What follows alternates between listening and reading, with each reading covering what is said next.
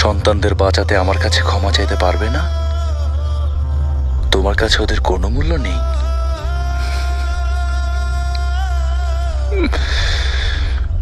রাখতে পারবে না এমন ওয়াদা করো না সেলিম। ছোট মুখে বড় কথা বলো না। জানি তুমি কিছুতেই আমাকে জাহাপনার কাছে যেতে দেবে না সেলিম। যেতে দিলেও পরিণতি বদলাবে না।